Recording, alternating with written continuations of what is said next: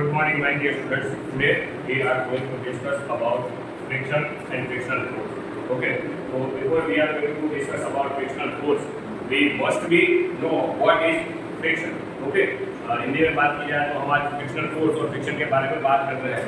तो frictional force के बारे में बात करने से पहले हमें ये पता होना चाहिए कि फ्रिक्शनल फोर्स क्या है, फ्रिक्शनल क्या है, क्या फ्रिक्शन क्या है। फ्रिक्शन क्या है वो चीज हमें पता होनी चाहिए। तो पहले हम फ्रिक्शन की डेफिनेशन देखेंगे। तो फ्रिक्शन की डेफिनेशन में क्या होता है बेटा, a force oppose the motion of the body. Definition देखी जाए तो अ फोर्स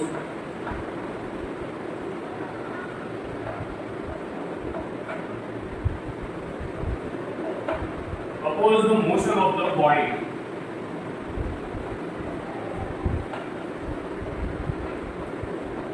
कोई मूव करती हुई बॉडी है और उसका जो मूवमेंट है वो फोर्स को, यदि उसकी जो मूवमेंट है उसको कोई ऑपोज कर रहा है तो वो ऑपोज करने वाला जो कोई भी फोर्स है उस फोर्स को आप फ्रिक्शनल फोर्स कंसीडर कर सकते हो। इसका सबसे बढ़िया एग्जांपल है टेनिस बॉल। जो आप टेनिस बॉल लेते हो, टेनिस बॉल को स्मूथ सरफेस पे या रफ सरफेस पे आप थोड़ा सा धक्का देके नीचे पुश कर दो तो क्या होता है कि टेनिस बॉल है वो थोड़ी देर के बाद अपने आप ही बिना कुछ उसको टच किए या बिना कुछ उसको छुए वो स्टॉप हो जाता है। तो ये जो चीज है बेटा वो फ्रिक्शनल, वो कौन सी ऐसी चीज है जिसने उस टेनिस बॉल को स्टॉप करने के लिए कहा या स्टॉप करने के लिए बोला या उसको स्टॉप करवाया, वो है आपका फ्रिक्शन। ओके। अब बात करते हैं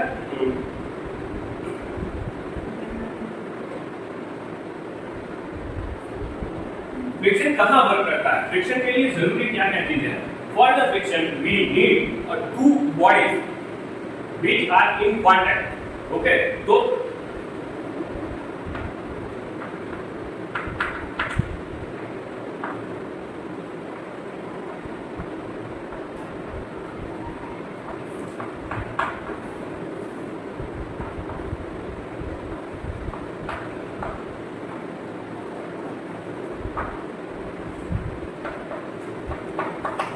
when two bodies are in contact, देखो यहाँ पे एक चीज नोट की है, ये देखो ये वाली, when two bodies are in contact, frictional force always act. दो बॉडीज एक दूसरे के कांटेक्ट में हो तभी फ्रिक्शन फोर्स वर्क करता है। इसका मतलब friction force is the contact force और नॉन कांटेक्ट फोर्स। वो तो पता है ना फोर्स के टाइप, फोर्स के कितने टाइप है। देखो हम बात करें फोर्स है तो फोर्स के दो टाइप है। ओके, सबसे पहले contact force, then non-contact force.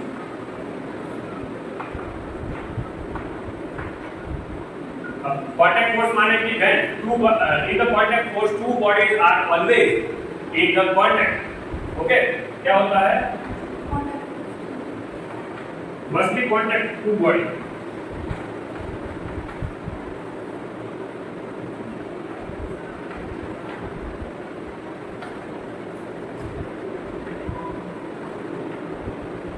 और नॉन कांटेक्ट फोर्स में क्या होता है, there is no contact between two bodies.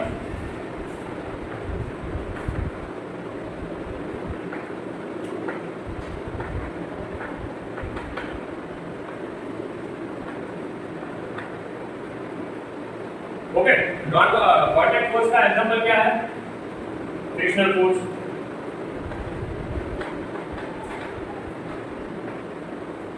तो अभी हम सीख रहे हैं। ओके, सामने नॉन कांटेक्ट फोर्स में अपना ग्रेविटेशनल फोर्स, मैग्नेटिक फोर्स, वो सब नॉन कांटेक्ट फोर्स में आते हैं। एग्जांपल हम देखें,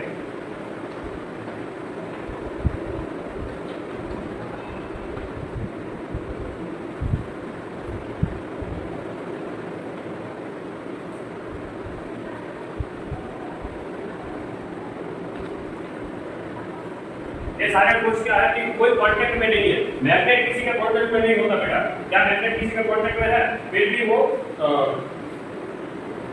भी बेटा वो दूसरी आयन की चीज को अट्रैक्ट करता है। ग्रेविटेशनल फोर्स ऊपर गई हुई चीज ऑलवेज जमीन पे वापस आती है, कोई इसको छूता नहीं है। बट यहाँ पे फ्रिक्शनल फोर्स अपने जूते घिस जाते हैं, रगड़ जाते हैं। रबर टायर है तो रबर टायर कुछ समय के, लंबे समय के यूज के बाद वो उसकी सरफेस है वो स्मूथ हो जाती है। ओके, तो ये है फोर्स का एग्जांपल। ऑलवेज फ्रिक्शनल फोर्स कब जनरेट होता है? जब दो बॉडीज ऑलवेज एक दूसरे के कांटेक्ट में है। तो हम यहाँ ये भी लिख सकते हैं कि frictional force is the contact force type. Okay,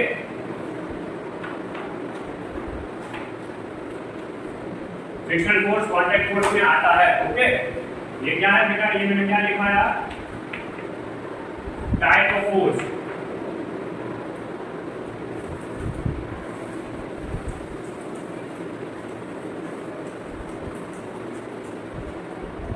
Frictional force is frictional force. We can conclude that the friction is always at the opposite of the motion and produce a heat. तो भाई हम यहाँ ये भी conclude कर सकते हैं कि frictional force है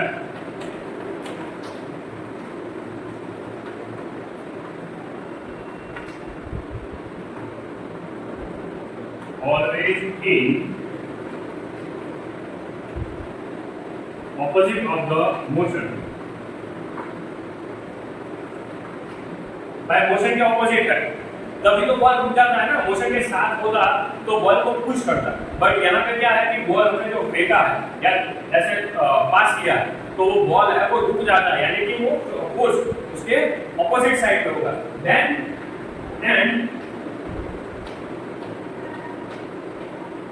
प्रोड्यूस हीट, वो हीट प्रोड्यूस करता है। इसको ध्यान से देखने के लिए आपके आसपास की ही एग्जांपल हम लेते हैं। लास्ट लाइन देखना, लास्ट लाइन देखना। सबसे पहले क्या है? Opposite in the motion, right? It is opposite in the motion, then produce the heat. ये दो चीजें आपको देखनी। तो पहली वाली तो हम वो बॉल के एग्जांपल से देख चुके हैं कि भाई बॉल है, उसको हमने ऐसे पुल किया तो सरफेस से थोड़ी दूर जाके वो स्टॉप हो जाता है। देन ये हीट वाला, तो हीट वाला हम देखें तो पहले ही मैंने YouTube पे इसके रिगार्डिंग एक वीडियो अपलोड करके रखी है, अपने चैनल के वीडियोस में देखना। उसका टाइटल भी है फ्रिक्शनल कैन जनरेट हीट। उसमें मैंने ग्लास रॉड को एक सरफेस से एक नैपकिन से घिसा है और जिससे ग्लास रॉड गर्म हो जाती है। ये तो आप देखोगे, पर आपको महसूस कैसे होगा? महसूस करने के लिए कुछ नहीं करना, अपने जो हाथ है तो दोनों हाथ को, हैंड्स को एक दूसरे के साथ रब करो। थोड़ी देर के बाद, थोड़ी देर रब करते करते आपको ना अपने आप हीट जनरेट होना महसूस हो जाएगा। ये क्या है बेटा? ये फ्रिक्शनल फोर्स का बेस्ट एग्जांपल है कि फ्रिक्शनल फोर्स है वो हीट जनरेट कर सकती है। देखो हमने यहाँ पे एक चीज के बारे में बात की है कि the motion of the body. देखो दो बॉडीज की बात की है, एक बॉडी है जो हम ऐसे पुल करते हैं और दूसरी बॉडी उस बॉडी को अपोज करती है। तो यहाँ पे ऐसा क्या है जो फ्रिक्शनल फोर्स जनरेट करता है? तो how frictional force generate, okay, या how friction generate.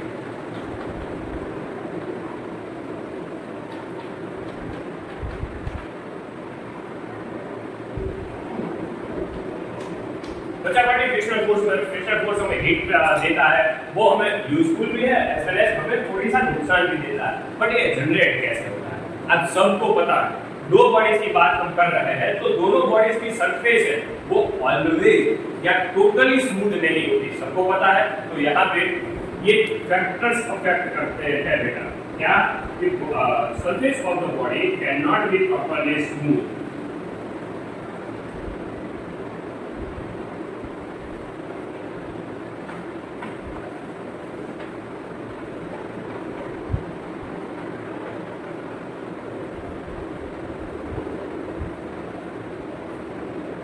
They have a rough surface, यानी कि जो यहाँ पे आपको एक्सप्लेन करके दिखाता हूँ। यहाँ देखना बेटा, मान के चलो कि ये एक सरफेस है, ये एक चीज की, ये कोई भी सब्सटेंस की सरफेस है या कोई ऑब्जेक्ट की सरफेस है, तो उसके ऊपर ना इस तरह से कोई व्हील या गड्ढे जैसी बारीक सी लाइनें आपको दिखाई देगी। ये बेटा सुपर माइक्रोस्कोप या इलेक्ट्रॉन माइक्रोस्कोप के साथ ये होता है।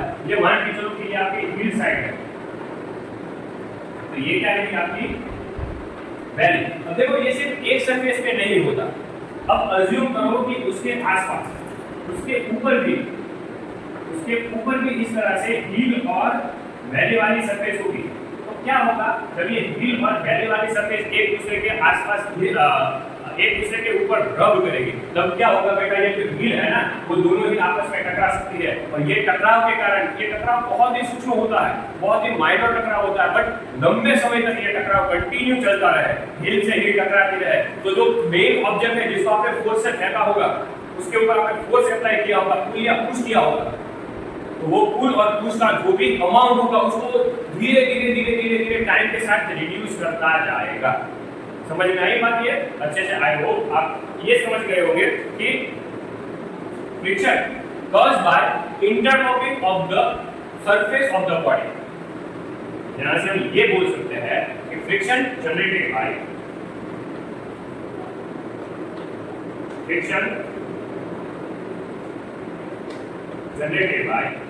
Interlocking of the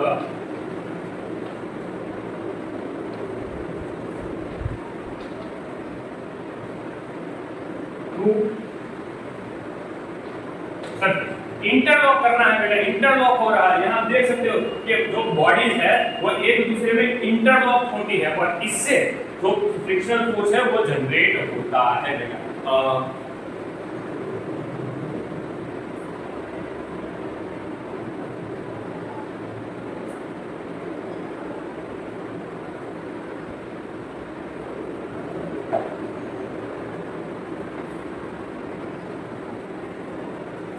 Friction is always depend on the friction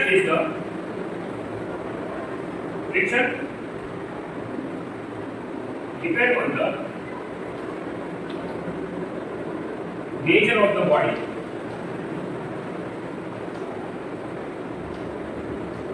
not surface।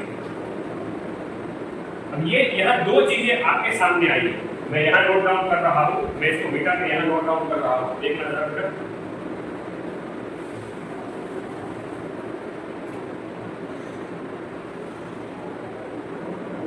सबसे पहले nature of the body.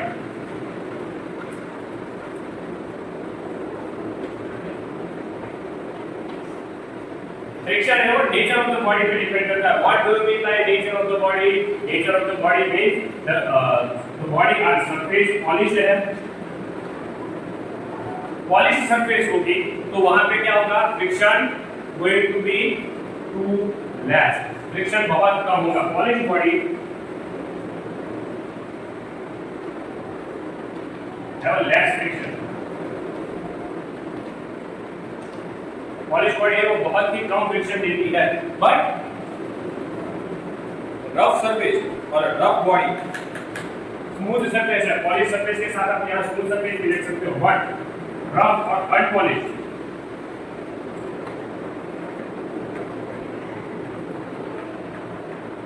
Have a more friction. Then nature of the body क्या होता है ये आपने समझ लिया। दूसरा, यहाँ पे मैंने बोला है सरफेस के ऊपर कोई डिपेंडेंसी नहीं है बेटा, आप छोटी गेंद लो या बड़ी गेंद लो वो सेम काम करेंगे यदि सरफेस स्मूथ नहीं हुई तो बेटा ये थी थोड़ी introduction of the friction and frictional force. Next lecture में बेटा हम टाइप ऑफ फ्रिक्शन के बारे में डिस्कस करेंगे।